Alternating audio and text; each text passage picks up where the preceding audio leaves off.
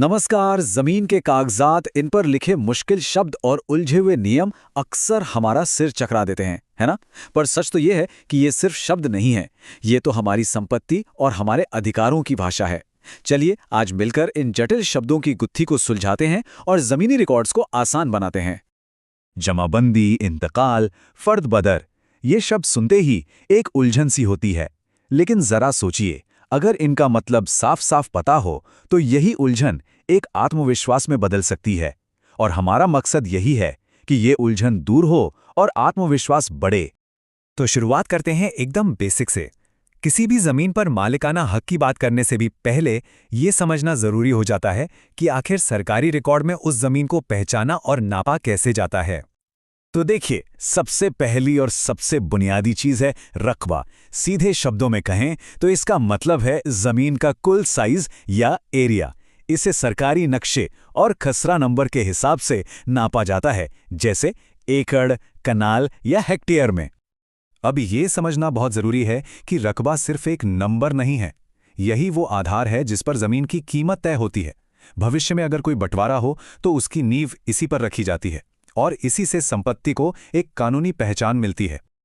अच्छा, कागज पर तो एरिया पता चल गया, लेकिन असल जमीन पर कैसे पता चलेगा कि हद कहां तक है? यहीं पर काम आती है निशानदेही।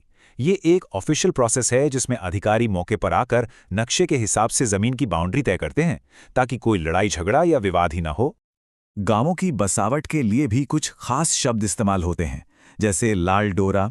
ये वो लाइन है जिसके अंदर गांव के घर बसे होते हैं। फिरनी उस रिहायशी इलाके के चारों ओर की सड़क होती है। और आबादी दे मतलब लाल डोरे के अंदर की पूरी आबादी वाली जमीन। तो अब तक हमने ये तो समझ लिया कि जमीन को नापते और पहचानते कैसे हैं। अब आता है अगला सवाल, मालिकाना हक का क्या? ये हक सरकारी रिकॉर्ड में दर्ज कैसे होता है और एक इंसान से दूसरे के नाम पर ट्रांसफर कैसे होता है? चलिए इसे भी समझते हैं। जब भी कोई जमीन खरीदी या बेची जाती है ना, तो उसका सबसे पक्का कानूनी सबूत होता है रजिस्ट्री।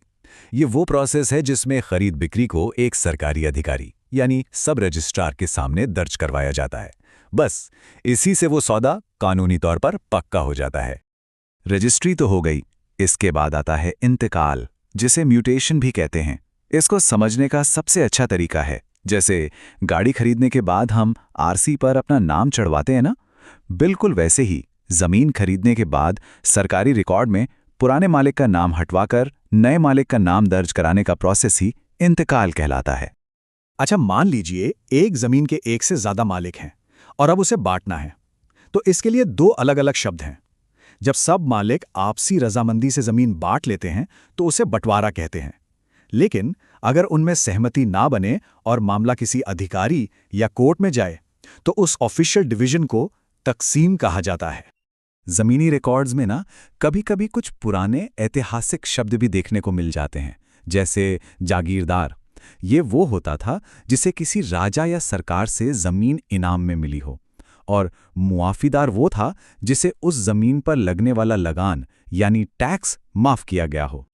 एक बात समझनी होगी, जमीन के रिकॉर्ड कोई पत्थर की लकीर नहीं है। इन्हें एक तरह से लिविंग डॉक्यूमेंट कह सकते हैं, क्योंकि समय के साथ इनमें बदलाव भी होते हैं और हाँ, कभी कभी गलतियां भी हो जाती हैं, जिन्हें ठीक करना बहुत जरूरी होता है। तो चलिए अब इसी देखरेख के प्रोसेस को समझते हैं।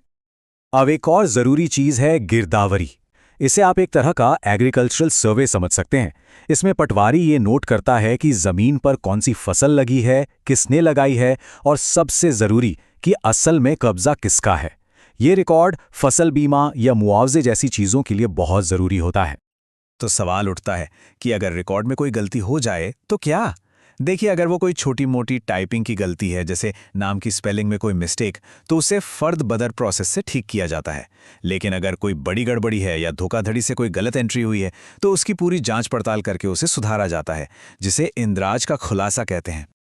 चलिए अब थोड़ा जूम आउट करते हैं और बड़ी पिक्चर देखते हैं। देखिए, जमीन का रिश्ता सिर्फ मालिक से नहीं होता, उसका समाज और सरकार से भी एक गहरा रिश्ता होता है। अब हम जमींदार, समाज और सरकार के बीच के इसी कनेक्शन को समझेंगे। जमीनी मामलों में सरकार की कई अहम भूमिकाएं होती हैं। सरप्लस भूमि वो जमीन है जो कानून में तय सीमा से ज्यादा होने पर सरकार ले सकती है। भूमि अधिग्रहण में सरकार पब्लिक काम के लिए, जैसे सड़क या स्कूल बनाने के लिए, मुआवजा देकर जमीन ले सकती है और कानूनी सहायता के जरिए जरूरतमंदों को जमीनी विवादों में मुफ्त मदद भी दी जाती है। हर गांव में कुछ जमीन ऐसी भी होती है जो किसी एक की नहीं बल्कि सबकी होती है, पूरे गांव की। इसे कहते हैं शामलात भूमि। जैसे गांव का तालाब हो गया, चारागाह या फिर आम रास्ते। इसका मैनेजमेंट पंचायत करती है और ये गांव के सामाजिक ताने बाने के लिए बहुत जरूरी है। और आखिर में एक बहुत जरूरी बात, जमीन के दस्तावेज अकेले नहीं हैं। ये बहुत सारे दूसरे जरूरी कागजातों की एक बड़ी पजल का हिस्सा हैं, जो मिलकर एक नागरिक की पहचान और उसके अधिकारों को तय करते हैं। जरा सोच कर देखिए, इनकम सर्टिफिकेट, रेजिडेंस सर्टिफिकेट, गाड़ी की आरसी, बर्थ सर्टिफिकेट, ये सब जमीनी रिकॉर्ड के साथ जुड़कर एक नागरिक की पूरी कानूनी प्रोफाइल बनाते हैं। हर एक दस्तावेज की अपनी जगह है, अपनी अहमियत है। तो इन सब बातों का निचोड़ क्या है? इन शब्दों को जानना सिर्फ जनरल नॉलेज बढ़ाना नहीं है, ये ज्ञान असल में ताकत है। ये ताकत है अपने हक के लिए खड़े होने की और उन उलझे हुए कागजातों को अपने हक का एक जरिया बनाने की। तो अब सबसे बड़ा सवाल यही है कि क्या कोई अपनी जमीन की कहानी जानता है, उसके रिकॉर्ड में लिखे हर शब्द का मतलब समझता है? क्योंकि अपनी जमीन की कहानी जानना अपने भविष्य को सुरक्षित करने जैसा ही है।